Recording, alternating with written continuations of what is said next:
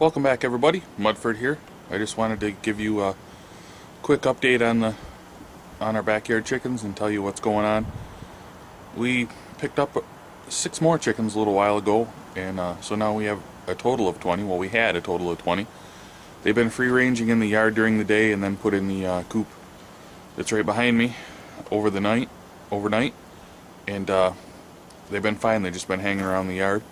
But a few days ago they decided to try to go out in the road and go across the road to the neighbors, and one of them got hit and killed, and there were also a bunch of chickens in the neighbor's yard, which I don't think they cared for. So I'm going ahead now and actually making a run, and they're not going to be free anymore. They're going to have a fenced in area that they can go in when they go outside, which is probably what I should have done sooner, but it seemed to be working out before that. So I'll just show you what I'm doing a little bit here. It's going to come right off of the back of this corner of the garage. I'm going to have fencing going from here 20 feet roughly over here to where the edge of our garden is, and then I'm going to pull the shed that way just a little bit right to the edge of the garden right there, so it'll be the same 20 foot over, and I'm going to fence this all in. So what I got to do now is I got to move the shed where I want it and measure, and the unfortunate part is I have to get the post hole diggers out, and I've got to dig some 4-foot holes because we want to get below the frost, and so we're going to put those in and cement them in various spots along here and here. Then I have to, you can already see where I had a door. I was planning on doing this. It's partway under the coop now, but we're gonna have to go ahead and make a door in there. And I'm gonna have to clean this mess up over here. I'm gonna put another little piece in here going over to the garage, and I'm gonna have a little gate in here where we can get in. Probably gonna rig up some kind of a string system over here just outside the gate, where we can open the door up. We'll see how that goes, but anyway, I'm gonna get started now, and I'm gonna pull this hopefully with my Expedition, get this chicken coop to slide maybe a foot or two that way, and a couple of feet this way too, because we're not lined up very good here. I'll show you. I'm trying to get it lined up with I just want to line it up with the edge of the garage, and I think you can see she's not quite lined up and she's a little crooked. But before I put fence in, I kind of wanted to get it, maybe it's OCD, but I just wanted to get it lined up better. So I'm going to go ahead and do that and get the posts in. Okay, here's where we're at now. Got the tow strap around the shed, hooked up to the XP in low range, and we'll see if I can get her to move a foot or so, maybe 2 foot, whatever it is, and then keep trying to get it lined up. I wish I'd have done this first, but I didn't, so now I got to pay for it. So now I'm gonna see what I can do here. Okay, we got it pretty close to where we want to be. We went a little bit too far. There's the stake where the corner should be.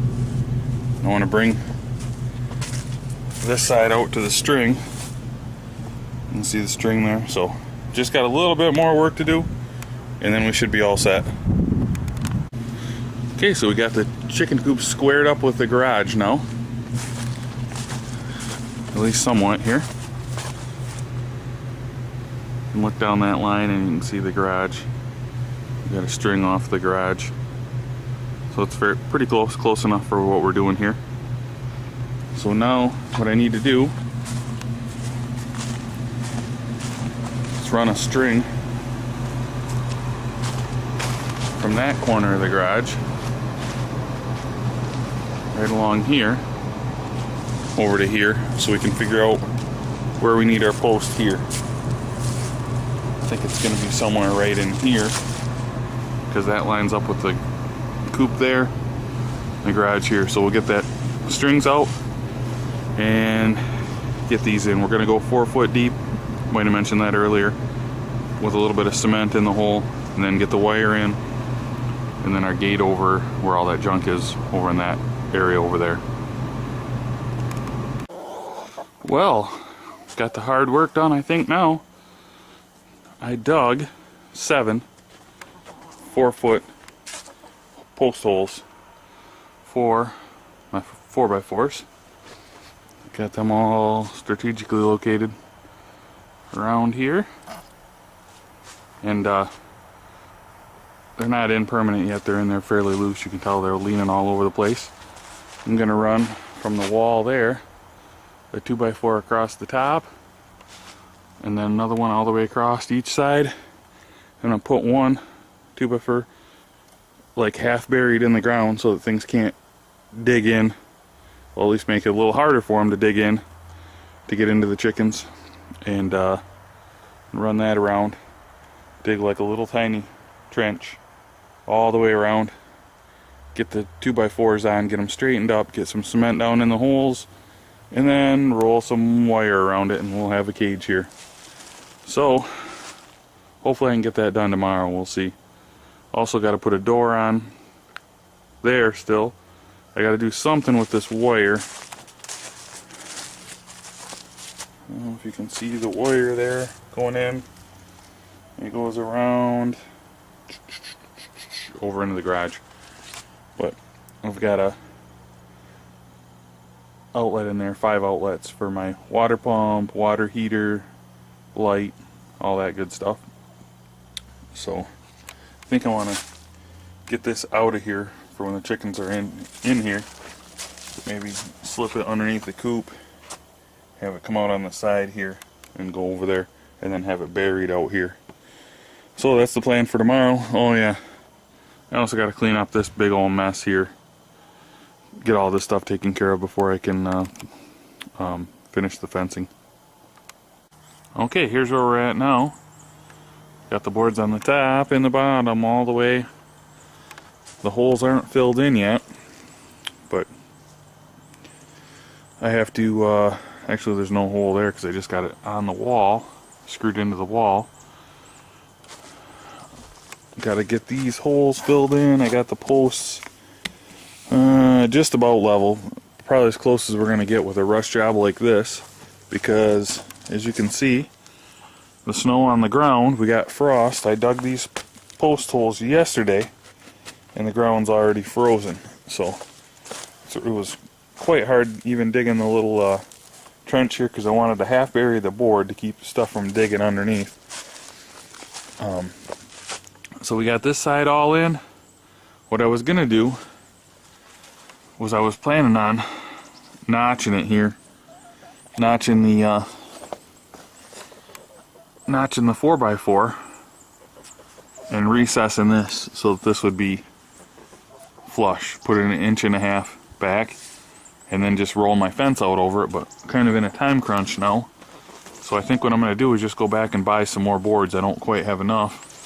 Head back to Lowe's and then just stick a 2x4 and fill in from there to there, so that when I roll the fence over I can staple it there too.